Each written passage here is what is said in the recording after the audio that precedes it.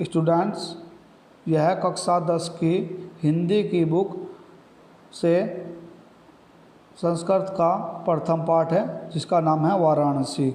आज हम इस पाठ को पढ़ेंगे और इसका अनुवाद समझेंगे। यह पाठ बोर्ड की दृष्टि से, बोर्ड की परीक्षा की दृष्टि से भी बहुत महत्वपूर्ण है, अतः आप इसको ध्यान से पढ़ें और समझें। आइए शुरू करते हैं। वाराणसी सुविख्याता प्राचीन नगरी। वाराणसी बहुत प्रसिद्ध प्राचीन नगरी है। इयं विमल सलिल तरंगाया गंगाया कूले स्थित है। यह स्वच्छ जल की तरंगों वाली गंगा के तट पर स्थित है। अस्या घाटा नाम वल्याकृति पंक्ति धवल्याम चंद्रकाया बहुराज्यते, अर्थात इसके घाटों की घुमावदार आकृति चंद्रमा की सफ़ेद चांदनी में बहुत सुंदर लगती है। अगणिता पर्यटका सुद्रव्य नित्यम अत्र आयन्ति। यहाँ प्रतिदिन दूर दूर से अनेक पर्यटक आते हैं। अस्या घाटा नाम शोभा विलोक्य एवं बहु प्रशंसन्ति, अर्थात और इसके घाटों की सुंदरता को देखकर इसकी बहुत प्रशंसा करते हैं। आइए दूसरा पैराग्राफ देखते हैं। वाराणसी प्राचीन काल देव गेहे गेहे विद्या दिव्या ज्योति घोतते, अर्थात वाराणसी में प्राचीन काल से ही घर घर में विद्या की अलौकिक ज्योति प्रकाशित है। अधुनापि अत्र संस्कृत वाग्धारा सतत प्रवहति। आज भी यहाँ संस्कृत वाणी की धारा लगातार प्रवाहित हो रही है। जनानाम ज्ञानच्च वर्धयति, और लोगों के ज्ञान में वृद्धि कर रही है, ज्ञान को लोगों के बढ़ा रही है। अत्र अनेको आचार्य मूर्धन्य विद्वांस वैदिक वामस्य अध्ययन अध्यापने च इदानी निरतः। यहाँ इस समय भी अनेक आचार्य उच्च कोटि के विद्वान वैदिक साहित्य के अध्ययन और अध्यापन में लगे हुए हैं। न केवल भारतीय अपितु वैदिशका गिर्वाण्या अध्ययन अत्र आगच्छति निःशुल्क च विद्या गृह्णन्ति। भारतीय ही नहीं बल्कि विदेशी भी यहाँ पर देववाणी संस्कृत के अध्ययन के लिए आते हैं और निःशुल्क विद्या को प्राप्त करते हैं। अत्र हिंदू विश्वविद्यालय, संस्कृत विश्वविद्यालय, काशी विद्यापीठम इत्यत्र विश्वविद्यालय सन्ति। यहाँ हिंदू विश्वविद्यालय, संस्कृत विश्वविद्यालय तथा काशी विद्यापीठ, ये तीनों विश्वविद्यालय है। इत्यते तत्र विश्वविद्यालय येषु नवीनानां प्राचीनानां ज्ञान विज्ञान विषयाणाम अध्ययन प्रचलति। जिनमें ज्ञान विज्ञान के नए तथा पुराने विषयों का अध्ययन चलता रहता है।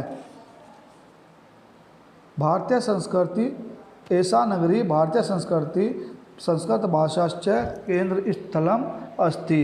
इसका मतलब यह नगरी भारतीय संस्कृति और संस्कृत भाषा का केंद्र स्थल है।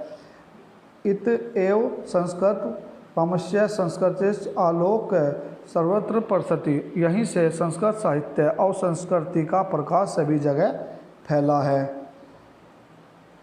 मुगल युवराज दारासिकोह अत्र गत्य भारतीय दर्शन शास्त्राणाम अध्ययन अकरोत्, अर्थात यहाँ पर मुगल युवराज दारासिकोह ने आकर भारतीय दर्शन शास्त्रों का अध्ययन किया था। स तेषां ज्ञानेन त प्रभावित अभवत यत तेन उपनिषदाम अनुवाद पारसी भाषाया कारित है, अर्थात वह इनके ज्ञान से इतना प्रभावित हुआ कि उसने इन उपनिषदों का अनुवाद फारसी भाषा में करवाया।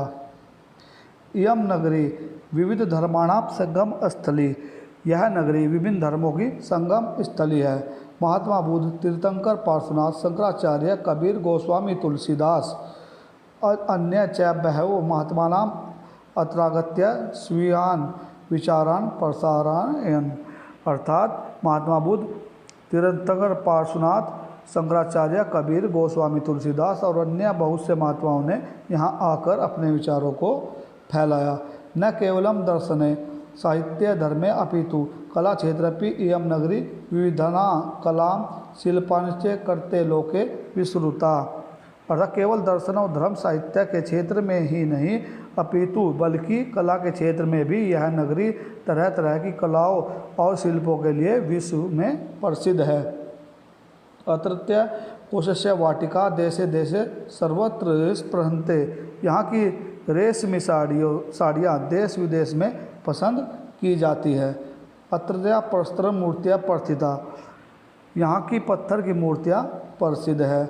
इयम निजी प्राचीन परंपराम इदनापि परिपाल्यति, यह अपनी प्राचीन परंपरा का इस समय भी पालन कर रही है। तथैव गीयते कवि भी, इसलिए कवियों के द्वारा गाया गया है। मरणम मंगलम यत्र विभूषि विभूषणम कोपिन्न यत्र कोशेष काशिकेन मेहते, जहाँ मरना कल्याणकारी है, जहाँ शरीर पर भस्म लगाना ही आभूषण है, और लंगोट ही जहाँ रेशमी वस्त्र है, वह काशी किसके द्वारा मापी जा सकती है, अर्थात काशी अतुलनीय है और इसकी समानता किसी से नहीं की जा सकती। इस प्रकार से यह हमारा पाठ कंप्लीट होता है। आप इसको भली भांति देखें, सुने और इसको समझने की कोशिश करें। Thank you very much.